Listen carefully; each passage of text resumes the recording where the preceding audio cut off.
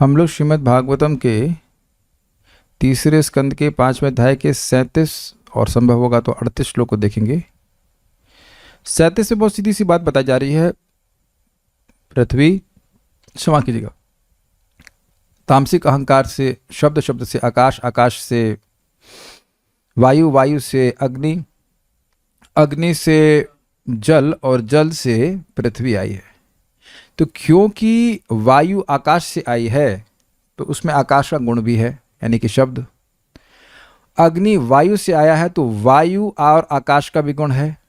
जल अग्नि से आया है इसलिए अग्नि, वायु और आकाश का गुण है। और पृथ्वी जल से आई इसलिए जल, अग्नि, वायु और आकाश का गुण है। ये बात यहाँ बोली जा रही है। मेरे पीछे बोलिए। भूतानाम नभ आदि नाम यद यद भव्यावरावरम। भूतानां नभ आदीनां यद् यद् भव्यावरावरम् तेषां परानुसंसर्गाद् यथा संख्यम गुणान् विदुः। तेषां परानुसंसर्गात् यथा संख्यं गुणान् विदुः। भूतानां नभ आदीनां यद यद भव्यावरावरम्। भूतानां नभ आदीनां यद् यद् भव्यावरावरम् तेषां परानुसंसर्गाद् यथा संख्यम गुणान् विदुः। तेषां परानुसंसर्गात् यथा संख्यं गुणान् विदुः। भूतानां नभ आदीनां यद यद भव्यावरावरम्। भूतानां नभ आदीनां यद् यद् भव्यावरावरम् तेषां परानुसंसर्गाद् यथा संख्यम गुणान् विदुः। तेषां परानुसंसर्गात् यथा संख्यं गुणान् विदुः। बोलिए।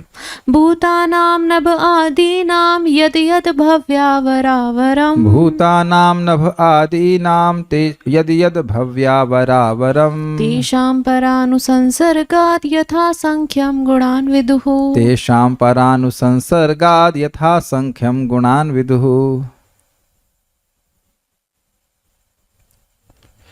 हे भद्र पुरुष। कौन भद्र पुरुष? नहीं, हम सब नहीं हम लोग भद्र नहीं है वैसे तो। हे भद्र पुरुष अर्थात हे विदुर जी, मैत्रेय मुनि कह रहे हैं विदुर जी को, आकाश से लेकर पृथ्वी तक के सारे भौतिक तत्वों में जितने सारे निम्न तथा श्रेष्ठ गुण पाए जाते हैं वे भगवान के दृष्टिपात के अंतिम स्पर्श के कारण होते हैं। तो देखिए, दो प्रकार के अन्वय होंगे। एक दो और रखा हूं ना मैं यहाँ पे, अन्वय को देख रहे हैं। पहला अन्वय, भव्य अर्थात हे विदुर जी, हे भद्र पुरुष, नभ आदिनाम भूतानाम, आकाश आदि महाभूतों के मध्य, महाभूत मतलब वो तत्वों के मध्य, यद यद अवरावरम, जो जो क्रमशः उच्च तथा हीन भूत हैं। उच्च तथा हीन भूत का अर्थ क्या होना चाहिए? आकाश उच्च है और उससे हीन है वायु, वायु उच्च है और उससे हीन है अग्नि, अग्नि उच्च है और उससे हीन है जल, और जल उच्च है और उससे हीन है पृथ्वी। यद यद अवर वरम, अवर का मतलब होता है हीन और वर का मतलब होता है श्रेष्ठ। जो उसका कारण है वो वर हो जाएगा और जो उसका कार्य है वो अवर हो जाएगा। ये समझ में आ रहा है? आ रहा है नहीं आ रहा? आकाश उच्च हो गया और हीन, यानी आकाश हो जाएगा वरम और अवर हो जाएगा उसके रेफरेंस फ्रेम में, उसकी दृष्टि से वायु जो उससे आता है। ठीक है। तो जो जो क्रमशः उच्च तथा हीन भूत हैं, भूत का मतलब तत्व हैं, तेषाम उन सभी कार्यों का परानुसंसर्गात, तो भी लगा लीजिएगा, थोड़ा स्पेलिंग मिस्टेक है, परानुसंसर्गात, कारण के उसमें अन्वय से अर्थात प्रवेश से, अर्थात आकाश का प्रवेश क्योंकि वायु में है, वायु का प्रवेश क्योंकि अग्नि में है, अग्नि का प्रवेश क्योंकि जल में है और जल का प्रवेश क्योंकि पृथ्वी में है। यथा संख्यम, यथा क्रम, उत्तरोत्तर अधिक, गुणान विदु, गुणान मतलब शब्द, स्पर्श, स्पेलिंग मिस्टेक है, रूप, रस और गंध इत्यादि जाने जाते हैं। क्या मतलब है सबका?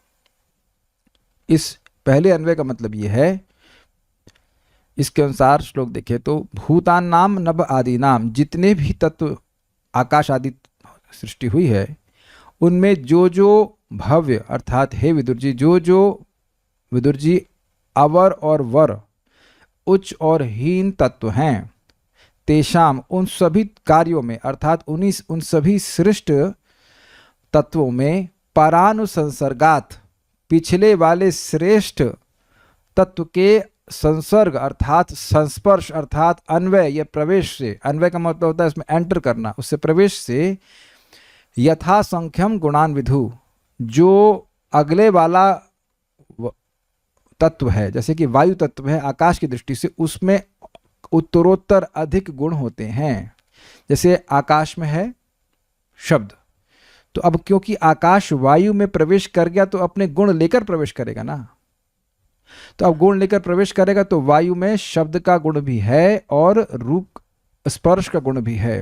वायु प्रवेश कर रही है अग्नि में तो उत्तरोत्तर यानी कि increasingly more qualities will be there in Agni. समझ रहे हैं बात? यानी कि अग्नि में वायु का स्पर्श गुण और आकाश का शब्द गुण और प्लस अपना रूप गुण भी होगा। समझ में आ रहा होगा अब तो?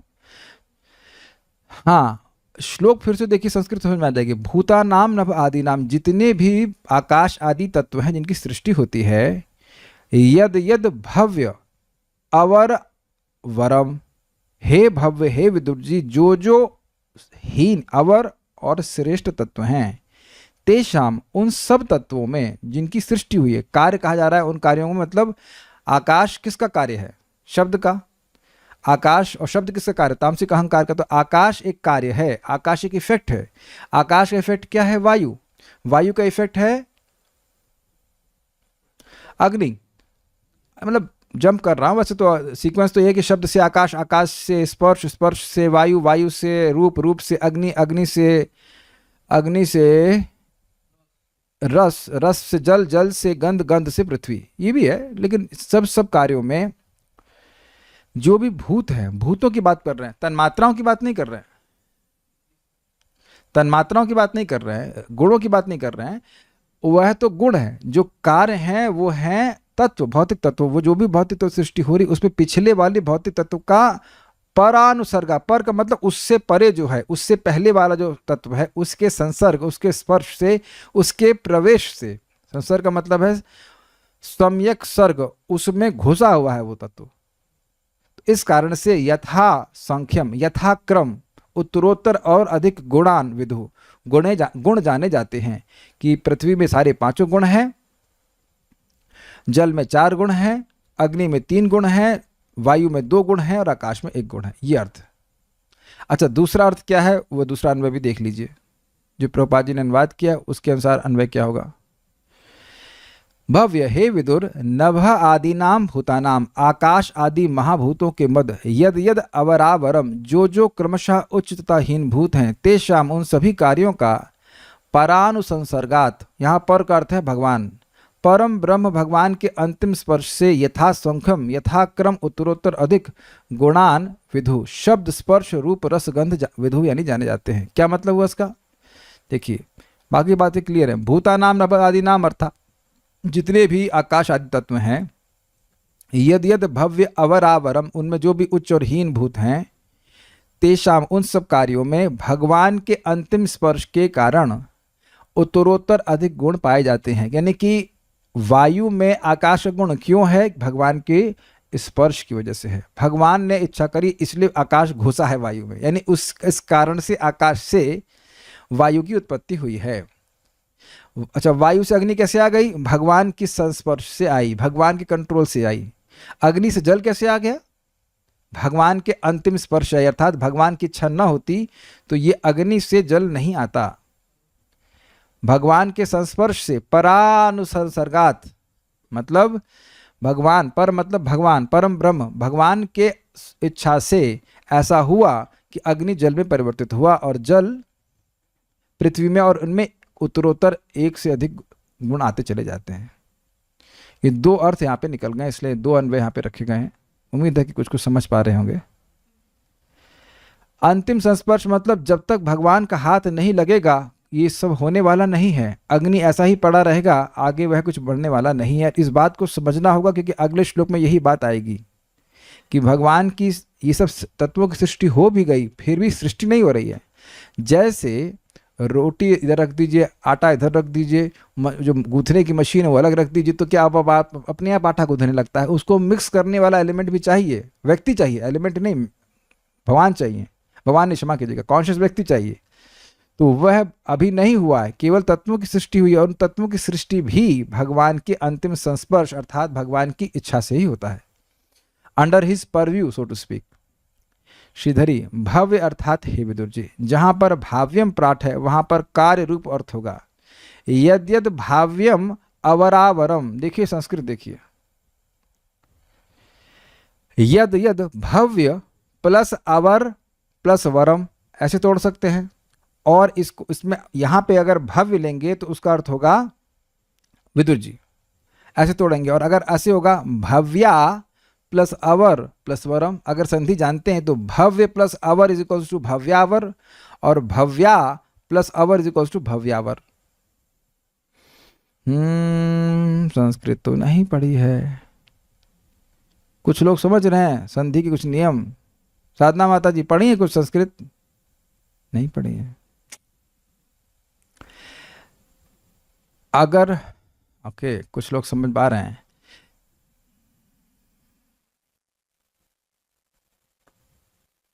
देखिए सर, भव्य समझ में आ रहा है आपको?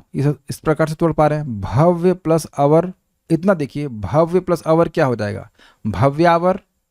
अच्छा, भव्य प्लस आवर होता तब, नहीं सॉरी, भव्या प्लस अवर होता तब, भव्या दो डंडे तो लगाते नहीं ना उसके आगे आप, तब भी भव्यावर होता। यही समझा रहा हूं आप लोगों को।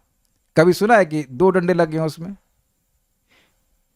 एक छोटा आ एक बड़ा, और ट्रिपल आ तो होता नहीं है कोई।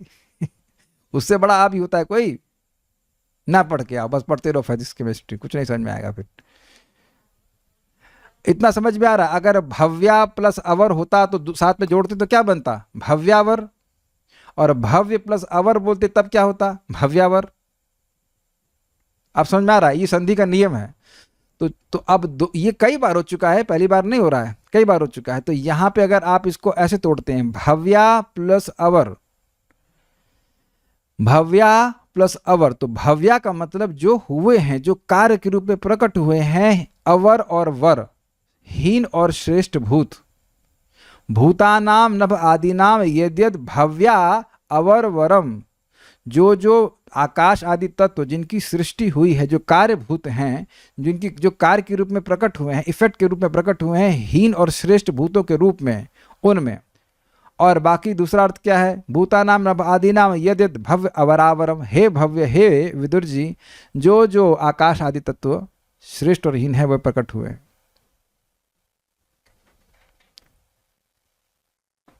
Is it okay? तो एक अर्थ भव्य का होगा, मतलब भव्य का अगर भव्य लेते हैं, तोड़ते हैं उसको भव्य के रूप में, तो आप अर्थ लेंगे विदुर जी। और अगर भव्या लेते हैं तो होगा कार्य रूप, जो कार्य के रूप में प्रकट होते हैं, इफेक्ट के रूप में प्रकट होते हैं।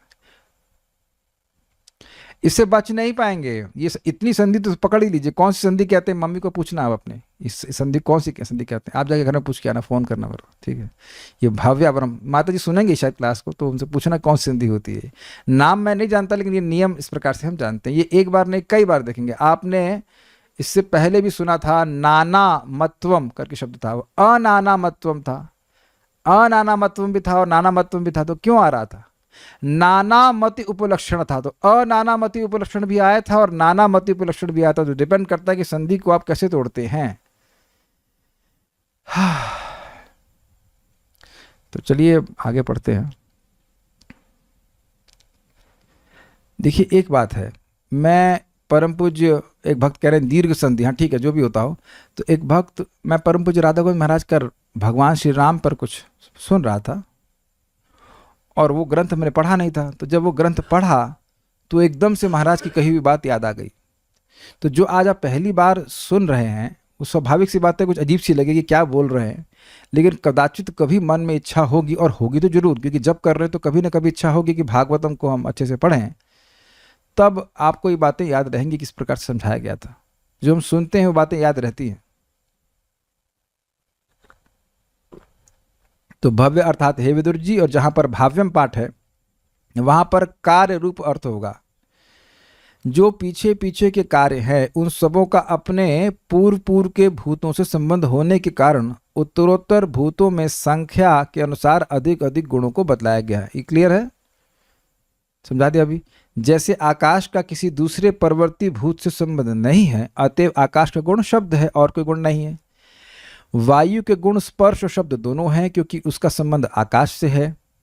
इसी तरह तेज के गुण शब्द स्पर्श और रूप तीनों हैं। इसी तरह जल के 4 गुण हैं, शब्द स्पर्श रूप और रस। पृथ्वी में 5 गुण हैं, शब्द स्पर्श रूप रस एवं, ये दोबारा आ गया, गलत हो गया, शब्द स्पर्श रूप रस एवं गंध, गंध होना चाहिए, स्पेलिंग मिस्टेक। अब बड़ी सुंदर और रोचक बात है कि ये सारे तत्व सृष्टि होने के बाद भी सृष्टि नहीं हुई। इन तत्वों की सृष्टि हो गई लेकिन आगे कुछ नहीं बना। जैसे मैंने एग्जाम्पल अभी दिया था, आटा रख दिया गया है और घरों में आटा रखा ही रहता है, नमक रहता ही है, तो क्या अब अपने आप ही वो गुथने लगता है? नहीं। तो अब ये सारे तत्व और इनके इन तत्वों के अधिष्ठाता देवता भगवान से प्रार्थना करना शुरू करेंगे।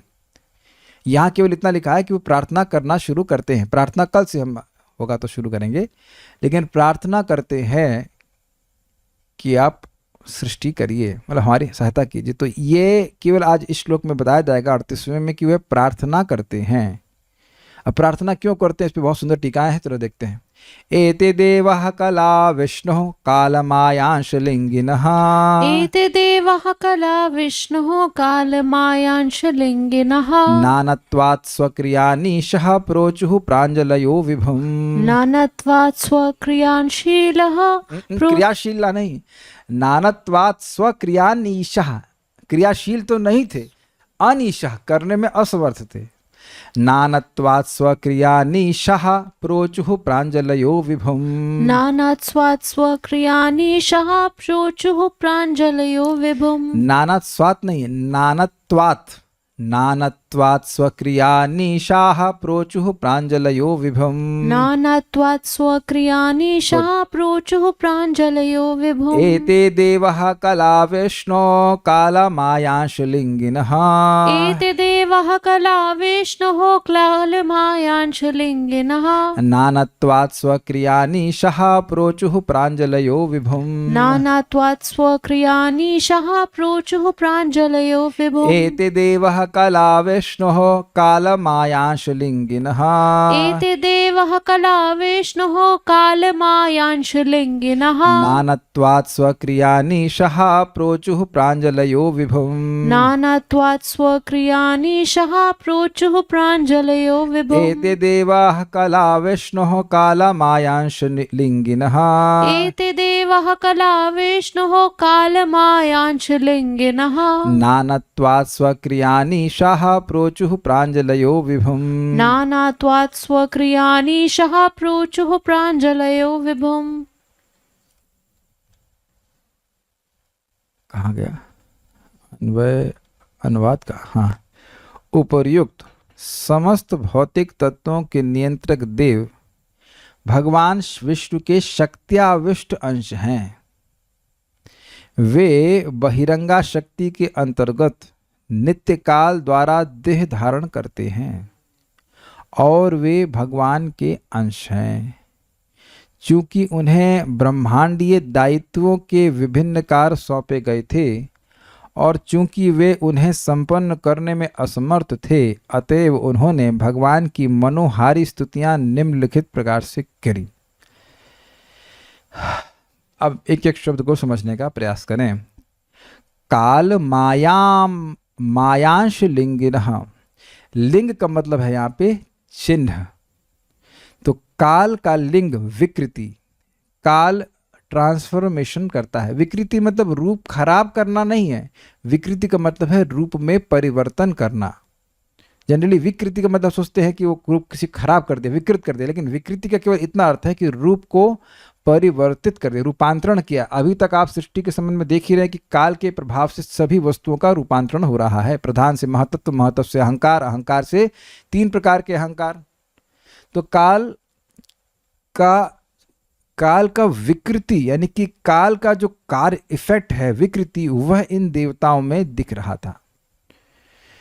इनको शरीर मिले हैं देवता के, किसके प्रभाव से? काल के प्रभाव से। हम लोगों के शरीर में काल का चिन्ह है कि नहीं है? बताइए, माइक पे बताइए, माइक पे बताइए, दिख रहा है कि नहीं दिख रहा है? क्या हम लोगों के शरीर में काल का चिन्ह है कि नहीं है? ये चिन्ह दिख रहा है कि नहीं?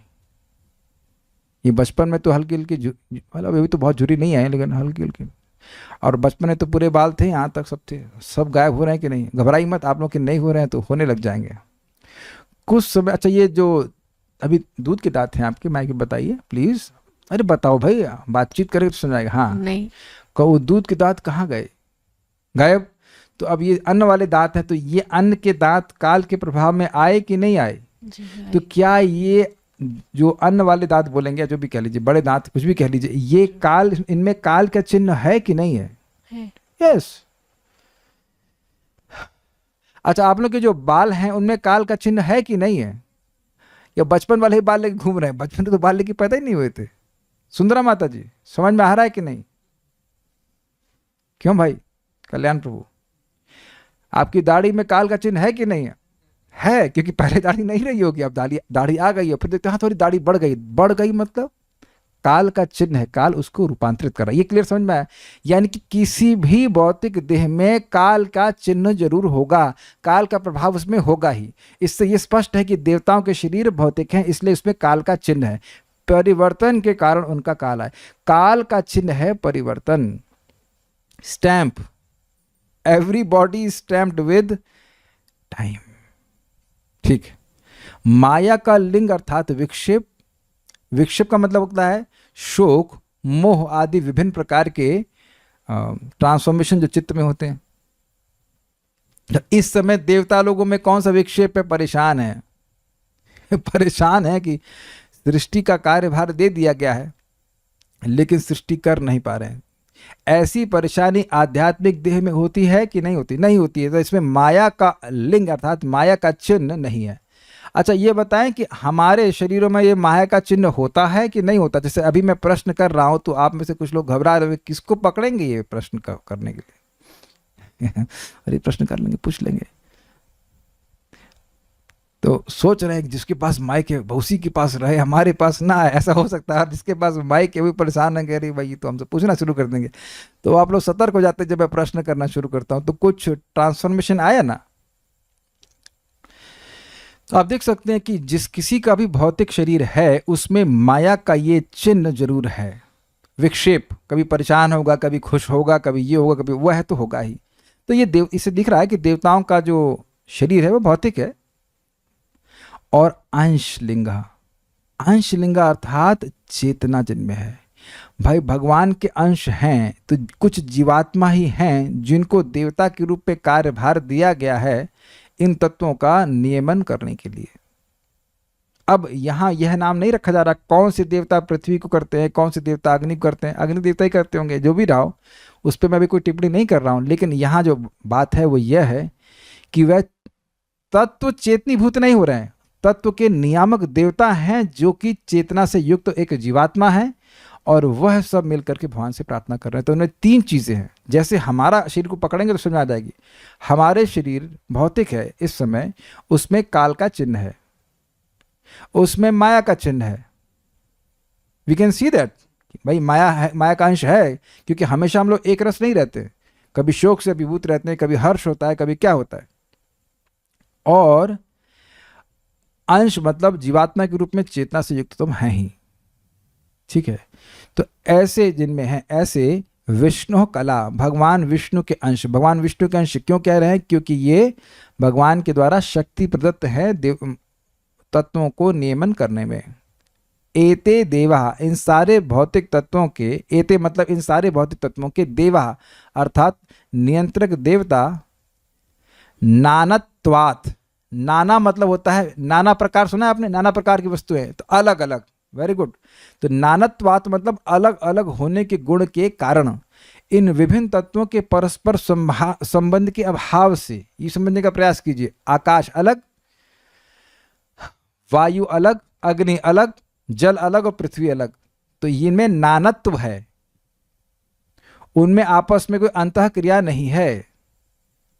जैसे नमक अलग और आटा अलग, तो अब दोनों को मिलाएंगे नहीं तो अब पराठा कैसे बनेगा, उसमें पानी भी मिलाएंगे और अग्नि भी प्रवेश करेगी। तो अब जब इन सब का प्रवेश होता है तब ना रोटी बनती है। ये दिख रहा है कि नहीं? सृष्टि का किचन से बहुत बड़ा संबंध है। जो किचन में खाना बनाते हैं उस बात को बिल्कुल आसानी से समझ रहे हैं, जो ना भी बनाते हो तो कम से कम थ्योरी में तो समझ ही रहे हैं कि रोटी रोटी को बनाना है तो रोटी एक फाइनल प्रोडक्ट है, तो उसके लिए आटा है, नमक है, मिक्सर कह लीजिए अगर आपके मशीन है, और उसमें अग्नि है, तो वह सब चीज़ें मिलेंगी तब ना बनेगा। और जल भी चाहिए। क्या जल के बिना कोई आपके पास ऐसी रेसिपी है कि बिना पानी के रोटी बनाए? Any tutorial? Please try to search, बिना पानी की रोटी कैसे बनेगी। तो ये सब तत्व बगल में रख दीजिए, एक बाउल में आटा, एक में चावल, दाल और इसमें नमक और थोड़ा सा अग्नि जलाते रहिए, तो क्या रोटी पकेगी? उत्तर है नहीं। तो अब इनके पीछे एक शक्ति चाहिए, कोई खाना बनाने वाला चाहिए। तो कह रहे कभी कुक को बुला रहे हैं, कुक की प्रशंसा कर रहे हैं भगवान की कि इनको आप मिला दीजिए। भगवान से, ब्रह्मा जी से नहीं, भगवान से प्रार्थना कर रहे हैं।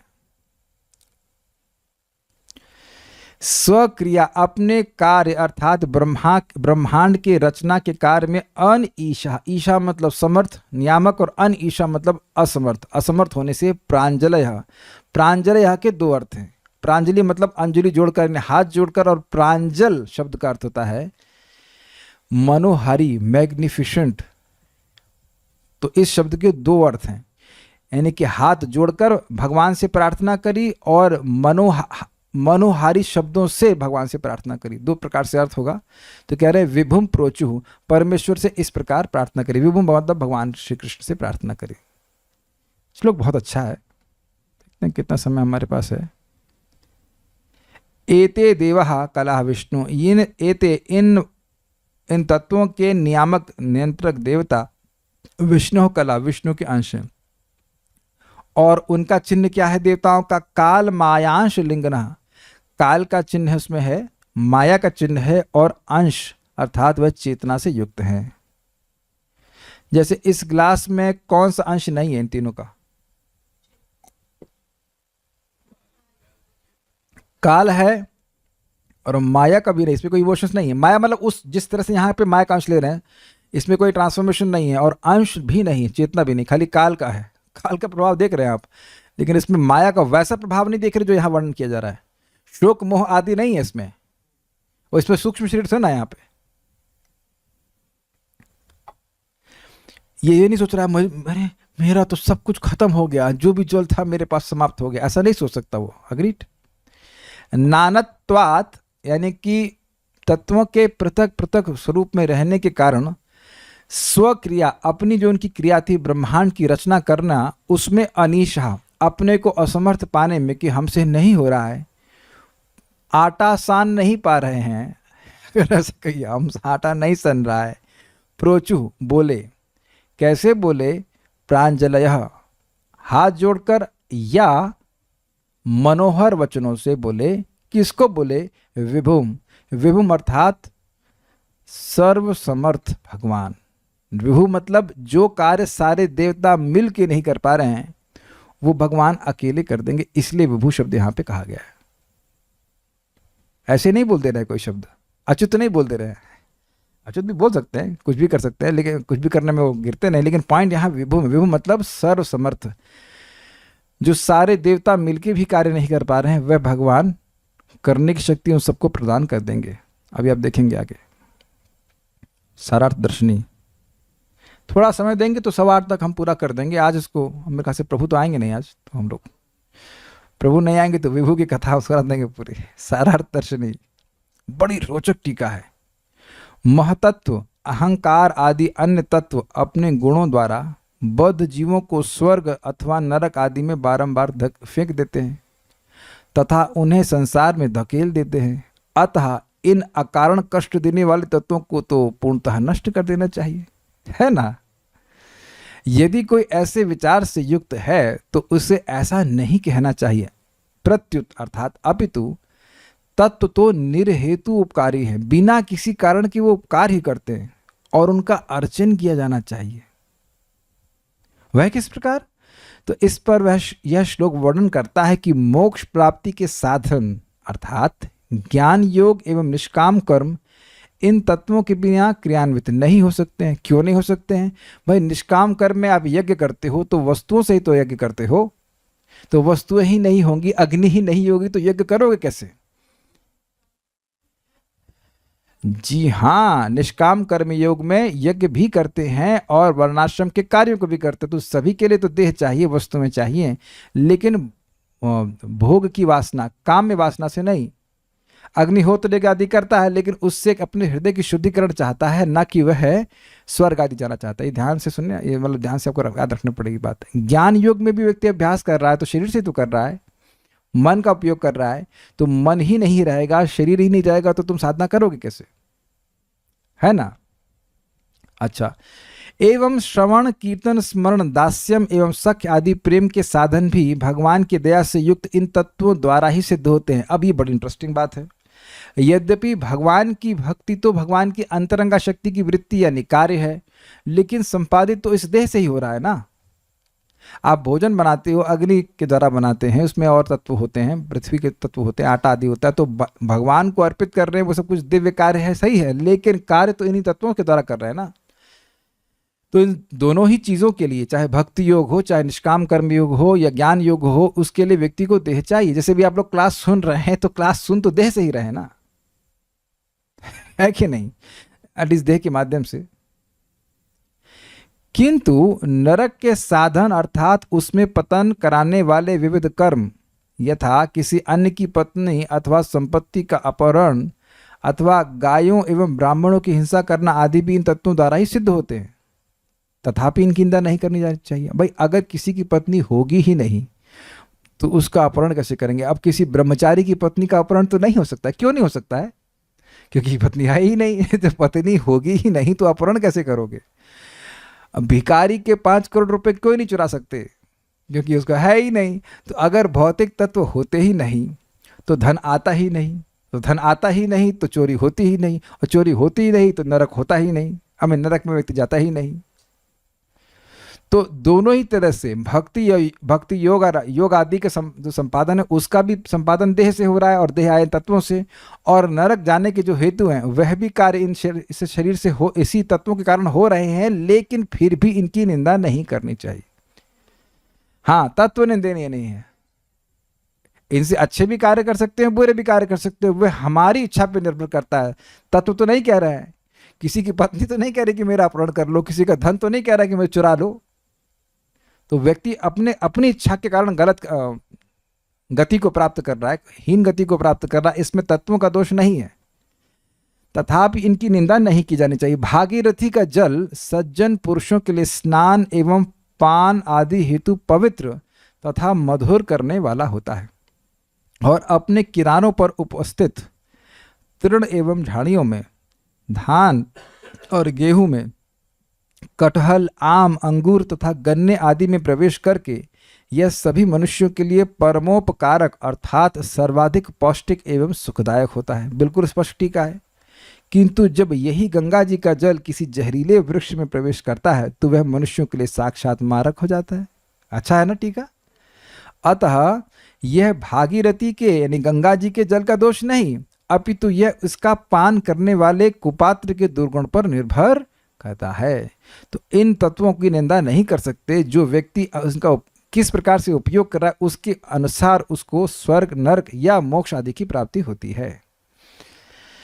तानहम दुष्टः क्रूरान संसारेषु नराधमान क्षिपामि अजस्रम अशुभान आसुरीष्वेफ योनिषु।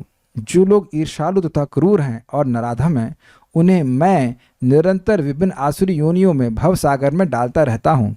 भगवद गीता 16.19। इसमें भगवान ने कहा है कि जो लोग आसुरी प्रवृत्ति के होते हैं भगवान उनको और प्रेरणा देते हैं कि वो और बड़े असुर बन जाएं और अपना नरक में स्थान बुक कर लें, कहीं इनका फ्लैट छूट ना जाए। समझ आ गया? वो ऐसा ही करना चाहते हैं, इसलिए ऐसा ही भगवान करवा रहे हैं। श्रीमद् भगवद गीता के कथनानुसार भगवान द्वारा नियुक्त तत्वों के अधिकृत देवताओं में क्या ही दोष है जो इन दुष्ट व्यक्तियों में स्थित हैं, अर्थात उनकी भी इंद्रियों का संचालन करते हैं। ये समझ में आया भाई? जब भगवान ही लोगों को प्रेरित कर रहे हैं, इन द सेंस कि भाई जो लोग असुर बनना चाहते ही हैं, तो भगवान उनको पूरी सहायता करते हैं कि आप महान असुर बन जाओ। भगवान की शक्ति के बिना बन नहीं सकते। हिरण्यकशिपु से ने पूछा प्रहलाद महाराज को, तुम्हें इतना बल कहाँ से मिलता है कि तुम उससे भयभीत नहीं हो रहे? तो कह रहे कि मुझे वहीं से मिलता है जहाँ से आपको मिलता है। तो हिरण्यकशिपु को भी बल कहाँ से मिल रहा था? भगवान से ही मिल रहा था, क्योंकि वो हिरण्यकशिपु बनना चाहता था। तो चाहे वो असुर बनना चाहे, चाहे वो देवता बनना चाहे, दोनों को बल भगवान से वैसे ही मिलता है जैसे जहर के पौधे को और कटहल के पौधे को, दोनों को जल गंगा जी से ही मिल रहा है। क्लियर है? तो इसमें तत्वों का दोष नहीं है, वे वास्तव में परम वैष्णव हैं एवं यह उनके द्वारा अर्पित अग्रिम प्रार्थनाओं से स्पष्ट हो जाता है। ये जो महतत्व हैं, ये भगवान के भक्त हैं, महतत्व के नियामक देवता, महतत्व आदि जो भौतिक तत्व हैं, आकाश जल अग्नि आदि, इनके जो देवता हैं, नियामक देवता, इन्हें कंट्रोल करने वाले देवता हैं, वो भगवान के भक्त हैं, जो कि उनकी प्रार्थनाओं से स्पष्ट हो जाएगा। तो इनकी निंदा नहीं की जानी चाहिए। नहीं तो क्या हम भगवान की निंदा करेंगे? भगवान तो स्पष्ट कह रहे हैं कि जो लोग असुर बनना चाहते हैं मैं उनको असुर बनाता हूं। तो क्या भगवान के लिए भगवान निंदनीय है? नहीं, भगवान तो सम है। अगर तुम असुर बनना चाहते हो तो बढ़िया बन जाओ असुर। असुर बनना चाहता है और भगवान उसे बना दे देवता, तो क्या करे? हम बनना चाहते थे असुर और तुम हमको बना दिए देवता, तो ये तो भगवान की विषमता हो जाएगी ना। महतत्व आदि देवतत्वों के ये अभिमानी देवता, अभिमानी देवता का मतलब नियामक देवता, विष्णु के कला अर्थात अंश कहे जाते हैं, क्योंकि ये माया की शक्ति की वृत्ति अर्थात कार्य हैं। वे काल के लिंग अर्थात चिन्ह अर्थात विकृति, का माया के लिंग अर्थात विवेक शोक आदि विक्षेप, तथा अंश के लिंग अर्थात चेतना से युक्त है। अभी यह देवता परेशान हैं। तो परेशानी आत्माओं को नहीं होती, अर्थात जो मुक्त जीव हैं, जिनका इस प्रकृति से कोई संबंध नहीं, उन्हें कोई परेशानी नहीं होती, न क्षोचती न कांक्षती। लेकिन यहाँ पे हम देख रहे हैं कि कुछ उनको परेशानी है, क्योंकि उनका प्रकृति से संबंध है, तो इसलिए माया का चिन्ह उनमें है विक्षेप आदि। विक्षेप का मतलब डिस्ट्रैक्शन। शोक था, इतने में हट करके मोह आ गया, मोह हट था, उसका हट करके कुछ और फीलिंग आ गई। इस प्रकार की विभिन्न प्रकार की फीलिंग्स मन में आती ही रहती, तो ये माया का चिन्ह है। नानत्वात अर्थात परस्पर संबंध न होने के कारण भौतिक तत्व स्वक्रिया अर्थात ब्रह्मांड की रचना करने में अनीशा अर्थात असमर्थ है। अतः वे भगवान की स्तुति करने लगे। तत्पश्चात भगवान की अकल्पनीय इच्छा से उन्हें सहसा ऐसा करने के लिए समस्त इंद्रियां एवं दुह प्राप्त हो गए। इसके द्वारा यह ज्ञापित होता है कि वे पूर्णतः भगवान की इच्छा पर निर्भर हैं, अर्थात भगवान की प्रार्थना करने के लिए भी वह भगवान पर निर्भर हैं। इन भौतिक तत्वों के नियामक देवता। तात्पर्य, ब्रह्मांडीय कार्य व्यापार की व्यवस्था के लिए उच्चतर लोकों में निवास करने वाले विविध नियंत्रक देवताओं की अवधारणा काल्पनिक नहीं है, जैसा कि अल्पज्ञ व्यक्ति प्रस्तावित करते हैं। कहने का मतलब है कि यह कहना कि अग्नि की कोई नियामक देवता है, ये तो केवल एक कल्पना या मिथ मात्र है, ऐसा नहीं है। ये देवतागण भगवान विष्णु के विस्तारित अंश हैं और ये काल बहिरंगा शक्ति तथा परमेश्वर की आंशिक चेतना द्वारा देह पाते हैं। मनुष्य पशु पक्षी इत्यादि भी भगवान के अंश हैं और उनके भी विभिन्न भौतिक शरीर होते हैं, किंतु वे भौतिक मामलों के नियंत्रक देवता नहीं हैं, प्रत्युत वे ऐसे देवताओं द्वारा नियंत्रित होते हैं। ऐसा नियंत्रण निरर्थक नहीं होता, उसका प्रयोजन होता है। यह उतना ही आवश्यक है जितना कि आधुनिक राज्य के मामलों के लिए नियंत्रक विभाग होते हैं। नियंत्रित जीवों द्वारा देवताओं का तिरस्कार नहीं होना चाहिए। समझ में आ रहा है बात? जैसे यहाँ गवर्नमेंट है और विभिन्न प्रकार के डिपार्टमेंट है, उसके अंडर में लोग हैं, वो नियमित होते हैं, उसी प्रकार से भगवान की व्यवस्था है और देवता आदि उसको विभिन्न तत्वों को नियमन करते हैं। वे सभी भगवान के महान भक्त होते हैं जिन्हें विश्व के मामलों के कुछ कार्य संपन्न करने का भार सौंपा गया है। जैसे जगत में एक ऑफिसर कोई योग्य व्यक्ति होता है। यदि कोई व्यक्ति यमराज पर क्रुद्ध हो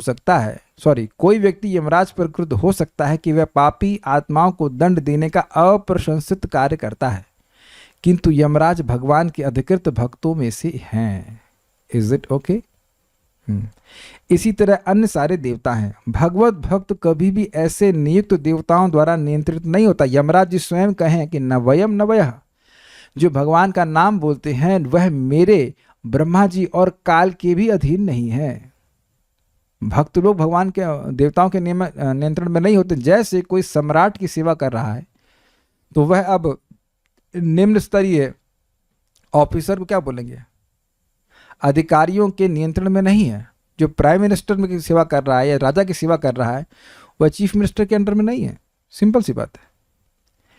भगवत भक्त कभी भी ऐसे नियुक्त देवताओं द्वारा नियंत्रित नहीं होता जो कि भगवान के सहायक के रूप में कार्य करते हैं, किंतु भक्त उनके उन उत्तरदायित्वपूर्ण पदों के कारण उनका सम्मान करता है जिन पर भगवान ने उन्हें नियुक्त किया है। आशय क्या है? आशय यह है कि वह देखता है कि यह भी योग्य भक्त हैं और इनको भगवान की सेवा के लिए यहाँ पे नियुक्त किया गया। अब एक प्रश्न है कि क्या सारे भक्तों को ऐसे नियुक्त किया जाता है? नहीं। देखिए, कुछ भक्त होते हैं जिनमें प्रकृति पर प्रभुत्व जताने की इच्छा भी होती है। तो यद्यपि वे महान भक्त हैं और इस कारण से उनको देवता की पदवी दी गई है, लेकिन फिर भी उनमें कुछ इच्छा है जगत को नियमन करने की। इस कारण से देवता बनते हैं। ऐसा नहीं कि सभी भक्तों को अब देवता ही बना दिया जाएगा। ठीक है, नेक्स्ट। साथ ही भगवत भक्त उन्हें मूर्खतावश परमेश्वर नहीं मान बैठता। क्यों भक्त मूर्ख नहीं होते हैं? क्योंकि भागवतम सुनते हैं। नहीं तो लोग सोचते हैं सभी भगवान हैं। नहीं, अगर सभी भगवान होते तो सारे भगवान मिल करके एक भगवान की पूजा क्यों कर रहे होते? यहाँ लिखा है ना शब्द अनईशः, वह कुछ करने में समर्थ नहीं थे। और भगवान के लिए क्या शब्द है? विभुम, अर्थात जो सब कुछ करने में समर्थ है। सारे देवता मिलकर भी जो कार्य नहीं कर पा रहे हैं और सारे लोग मिलकर के पूजा कर रहे हैं भगवान की, इसका मतलब है कि भगवान वो अकेले ही सारे कार्य कर सकते हैं, करते ही हैं, जो अन्य देवता मिलकर भी नहीं कर पाते हैं। तो इस प्रकार की मूर्खता भक्त लोग नहीं करते हैं। लेकिन इसका अर्थ यह नहीं है कि हम उनका असम्मान करें। केवल मूर्ख लोग ही देवताओं को विष्णु के तुल्य मानते हैं। जैसे इस जगत में क्या हम पुलिस इंस्पेक्टर का अपमान करते हैं? नहीं करते हैं, नहीं करते, नहीं करना भी नहीं चाहिए। किसी का भी अपमान नहीं करना चाहिए। लेकिन अब पुलिस इंस्पेक्टर को आप प्राइम मिनिस्टर के बराबर भी तो नहीं कहते हो, वो भी एक प्रकार का अपमान है ना उसके प्रति। वस्तुतः वे सभी विष्णु के सेवकों के रूप में नियुक्त हैं। जो मूर्ख है उसको पूछो कि तुम कह रहे हो कि सब भगवान है, तो तुमको बताया कौन? ये कौन से शास्त्र से तुम पढ़ ली है? तो उत्तर कुछ नहीं होगा।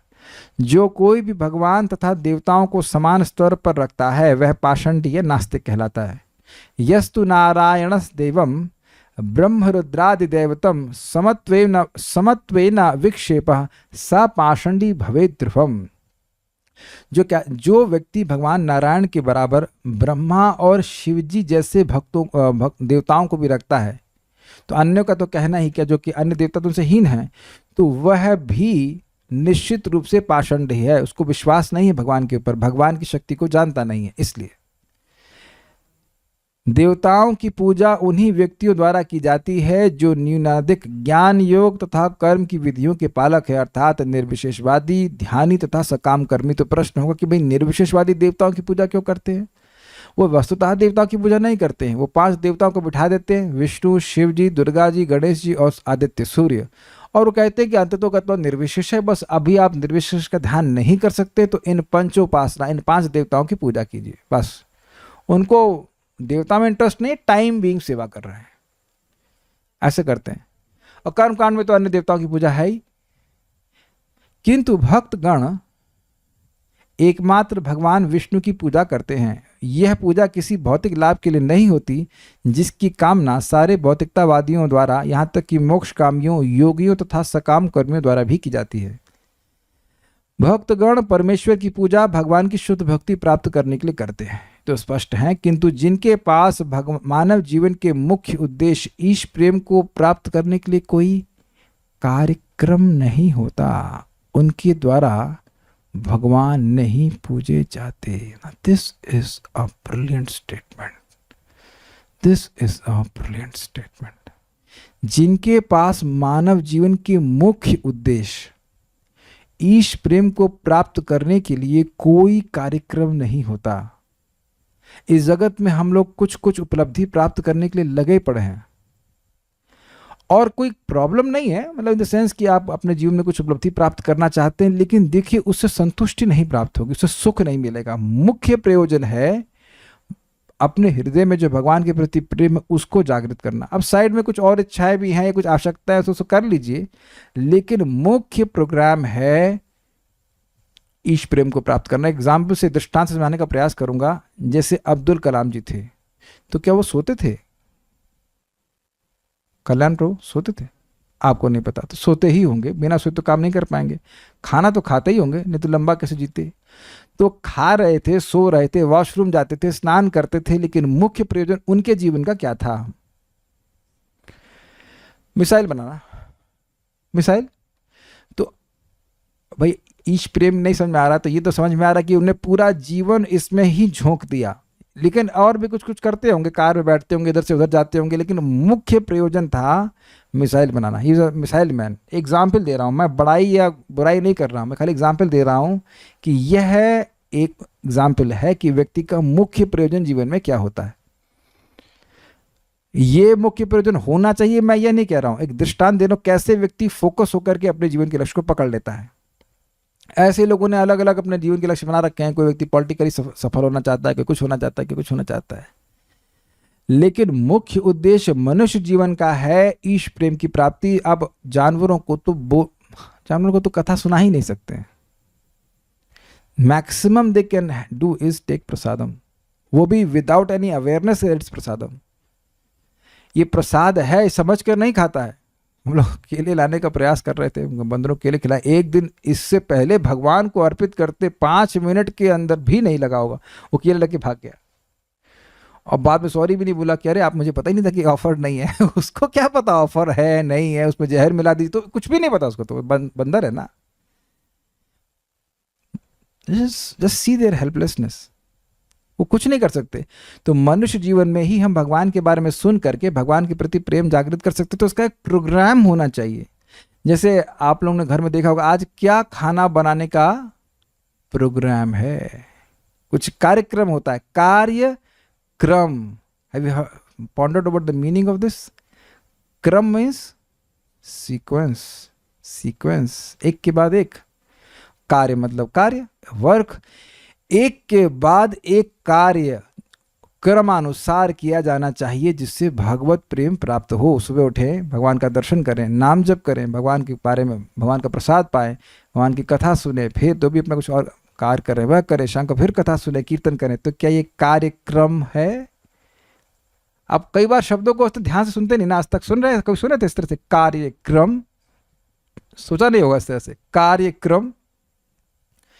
तो ये कार्यों का एक क्रम है, जिससे हर कार्य से भगवान का प्रेम प्राप्त होता है। प्रसाद खाने से होता है, भागवत सुनने से होता है, जप से होता है, विग्रह की सेवा होता है, एक न एक भक्ति का कार्यक्रम होता है।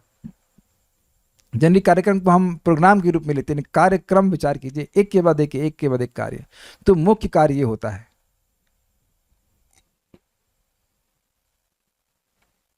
और बाकी सारे कार्य उसके इस कार्यक्रम के मतलब इर्द गिर्द घूमने चाहिए। तो जिनके जीवन में ईश प्रेम यानी भगवान का प्रेम प्राप्त करना लक्ष्य नहीं होता है, उनके द्वारा भगवान पूजे नहीं जाते। इस समय हम लोग भगवान का आराधना कर रहे हैं श्रीमद् भागवतम के श्रवण कीर्तन के द्वारा। जब करते हैं तो वांग मात्रे न पूजितम ना तो बाह्य पूजादि अपेक्षकम, वाणी के द्वारा भगवान की पूजा हो जाती है, उसमें बाह्य पूजा की अपेक्षा नहीं होती है। क्लियर हो गया? तो ऐसे लोगों के संगत करना भी नहीं चाहिए, तो नहीं तो वो आपके कार्यक्रम में डिस्टर्ब करेंगे, और नहीं तो आप उनके कार्यक्रम में डिस्टर्ब कर रहे होंगे। Do you agree with this also? यार ये लोग कहाँ से आ गए गीता भागवत बोलने वाले हैं। ईश्वर के साथ प्रेमपूर्ण संबंध से विमुख व्यक्ति कुछ हद तक अपने ही कर्मों द्वारा तिरस्कृत होता है। इंग्लिश क्या है इसके, ढूंढ सकते हैं? This is very nice word. I mean I would love to hear the English of this. जो व्यक्ति भगवान से विमुख होने वाले कार्य कर रहा है, वो उसके कर्म ही उसको तिरस्कृत करते हैं। धिक, छी, जो कर्म कर रहा है वो कर्म ही मानो मूर्तिमान रूप लेकर उसको धिक्कार रहे हैं। अरे नालायक, अरे नालायक, तुझे मानव जीवन इसीलिए दिया था कि तू हमें करे। समझ में आया? कोई भोग के कर्म कर रहा है तो वो भोग के कर्म मूर्तिमान रूप होकर के उसी को गाली दे रहे हैं। अरे नालायक, तुझे मनुष्य जीवन इसीलिए मिला था। This is very interesting.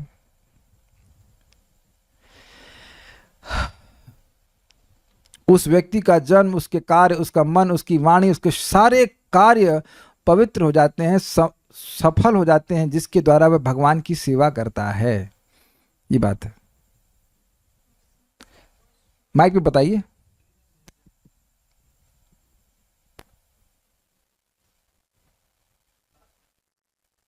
बोलिए।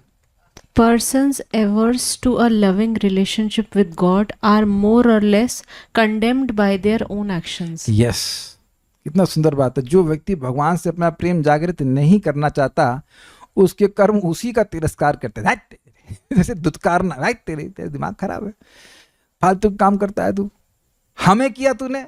वो फालतू के कर्म उसी का तिरस्कार करते हैं। मेरा अनुभव है, मैं प्रैक्टिकल जीवन में देखता हूं कि समान भाषा, सामान्य, मतलब क्या कह सकते हैं उसको, इंटरेक्शन भी असंतोषजनक होता है। It is not satisfying. जो संतुष्टि श्रीमद् भागवतम को श्रवण कीर्तन में मिलती है, वह समान इंटरेक्शन में भी नहीं मिलती है। Kind of draining. भगवान प्रत्येक जीव के प्रति उसी तरह संभाव रखते हैं जिस तरह बहती हुई गंगा जल हर व्यक्ति की शुद्धि के निमित्त है। तो भी गंगा के तट के वृक्षों का महत्व भिन्न होता है। गंगा के तट पर आम्र वृक्ष यानी आम का वृक्ष जल पीता है और निम्ब वृक्ष भी उसी जल को पीता है, किंतु दोनों वृक्षों के फल भिन्न भिन्न होते हैं। एक में स्वर्गिक मिठास होती है और दूसरे में नारकीय तिक्तता, कड़वाहट। निम्ब की तिरस्कृत तिक्तता उसके विगत कर्म के कारण है, जिस तरह की आम की मधुरता भी उसके अपने कर्म के कारण है। भगवद गीता में भगवान ने कहा है, तान होना चाहिए, तान हम निश्चितः क्रूरान संसारेषु नराधमान शिपा में अजस्रम अशुभान आसुरीष्वेव योनिषु। जो लोग ईर्षालु तथा दुर्जन हैं और नराधम हैं, उन्हें मैं भवसागर की विभिन्न आसुरी योनियों में डालता रहता हूँ। यमराज जैसे देवता और अन्य नियंत्रक उन अनवांछित बद्धात्माओं के लिए हैं जो ईश्वर के साम्राज्य की शांति भंग करने में सदैव लगे रहते हैं। तो क्या वैकुंठ में भी ऐसे असुर हैं? नहीं, वैकुंठ की बात नहीं हो रही है। ये भौतिक जगत भी भगवान का ही साम्राज्य है, लेकिन अब कुछ लोग हैं जिनको शांति भंग किए बिना शांति नहीं पड़ती। तो चार लोगों को मारेंगे, कुछ लोग गाली देंगे, कुछ को पाप करेंगे, तभी वो शांत होंगे। तो उनके लिए भगवान ने यमराज जी को नियुक्त किया है। चूंकि ये सारे देवता भगवान के विश्वस्त सेवक हैं, अतएव इनका कभी भी तिरस्कार नहीं किया जाना चाहिए। तो यहाँ पे समाप्त होता है। कुछ प्रश्न है तो हम देख लेते हैं, उसके बाद उनकी जो प्रार्थना है वो हम सुनेंगे। अभी तो ब्रह्मा जी भी नहीं आए तो देवता कहाँ से आ गए? कहाँ से आ गए? कहाँ से आ गए? भगवान से पूछो कहाँ से आ गए। यहाँ लिखा तो है भगवान की अचिंत्य शक्ति से उन तत्वों के नियामक देवता आ गए। भाई, नियामक देवताओं की सृष्टि कैसे की गई थी? सतोगुणी अहंकार से। तो नियामक देवता तन्मात्राओं के नियामक हैं, इंद्रियों के नियामक हैं, तो तत्वों के नियामक भी होंगे मतलब अज्यूम कर सकते हैं। आ गए मतलब आ गए, नहीं भौतिक नहीं, आध्यात्मिक शरीर। अभी लिखा तो है यहाँ पे, फिर पूरा रामायण पढ़ने के बाद आप कह रहे हो कि भौतिक शरीर। माया काल मायांश लिंगिना शब्द था ना, उसको पहले समझाया ना। उनका भौतिक शरीर है, लेकिन वह भगवान के द्वारा शक्ति प्रदत्त है, इसलिए उनको भगवान विष्णु की कला कहा जा रहा है। और कुछ कह रहे हैं?